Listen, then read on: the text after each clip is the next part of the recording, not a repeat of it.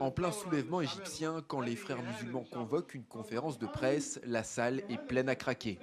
Preuve que la confrérie est devenue un interlocuteur incontournable, un joli coup pour une organisation qui était tout d'abord réticente à l'idée de se joindre au mouvement lancé par la jeunesse égyptienne, mais dont elle a rapidement et habilement épousé la cause.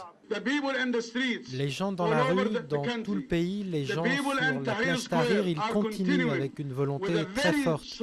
Ils ont des revendications. Le président doit se retirer, il doit quitter son poste.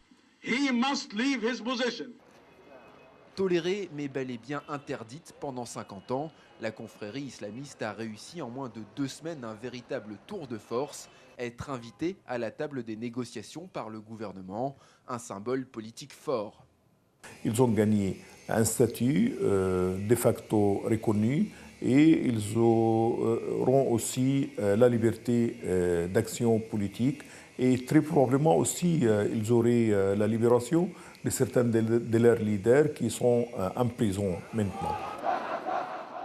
Sur la place de Tahrir, épicentre du phénomène, les frères musulmans sont bien là, mais ils se font discrets. Difficile d'évaluer leur nombre ou leur rôle exact. Pour les manifestants, membres ou non de la confrérie, peu importe qui occupe la place, tout le monde ici a le même objectif et le même adversaire. Le seul intérêt du président Moubarak aujourd'hui, c'est qu'il unifie le peuple égyptien. Chrétiens, musulmans, jeunes, vieux, femmes, nous ne sommes qu'un et nous disons « va-t'en ». Les Égyptiens organisent cette manifestation. Nous faisons ça pour notre liberté et pour rien d'autre. Si l'union entre laïcs et islamistes semble aujourd'hui solide, la question de l'après-Moubarak reste en suspens.